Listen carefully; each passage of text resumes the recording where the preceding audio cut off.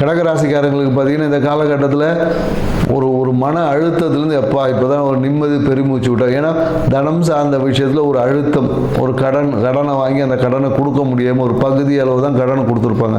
அந்த பணத்தால் ஒரு அழுத்தம் ஏற்படும். ஏன்னா சில பேருக்கு ஒரு திரவலுக்காக ஒரு தங்க நகை வாங்கி எப்போ ஒரு 2 மாதத்தில் ஒரு 6 மாதத்தில் கொடுக்குறேன்னு இப்போ அவங்க ஒரு நச்சரிச்சிருப்பாங்க.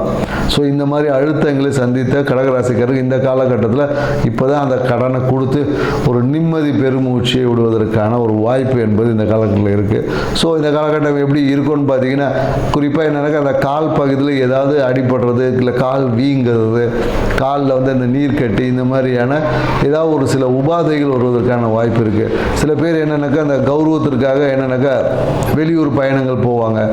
இல்லை வெளியூர் பயணத்தின் மூலமாக இவருக்கு கௌரவ அதிர்ஷ்டங்கள் அப்படின்னு கிடைக்கும். நிறைய பேர் என்னக்கா தூரத்தில் ஒரு இஷ்ட தெய்வ வழிபாடு, இல்லை குருவை போய் பார்ப்போம். நிறைய பேர் இந்த ஆசிரமம்லாம் சொல்லுவாங்க இல்லையா. ஸோ அந்த மாதிரி ஆசிரமங்களுக்கு போய் குரு தீட்சைக்காக நீண்ட தூர பயணங்களை மேற்கொள்வதற்கான வாய்ப்பு இருக்குது. சில பேர் என்னக்கா இந்த ஊரில் வெளிநாட்டுக்கு போய் கூட நான் போய் இப்போ மலேசியா முருகனை போய் பார்க்க போகிறேன். ஸோ அந்த மாதிரி வெளியூர் வெளிநாட்டு பயணங்களுக்கு சில பேர் திருப்பதிக்கு போகிறேன்ற மாதிரியான பயணங்கள் எல்லாமே இருக்குது. ஆன்மீகத்துக்காக ஒரு நீண்ட தூர பயணம் இருக்கும். நிறைய பேர் பாத யாத்திரை போகிறலாம் வேண்டியிருப்பாங்க. ஸோ இந்த நிகழ்வுகள் எல்லாமே கடகராசிக்காரர் இந்த காலகட்டத்தில் பேச்சிலையும் மனசுலையும் இந்த அரசியல்ன்ற உணர்வு இருக்கும்.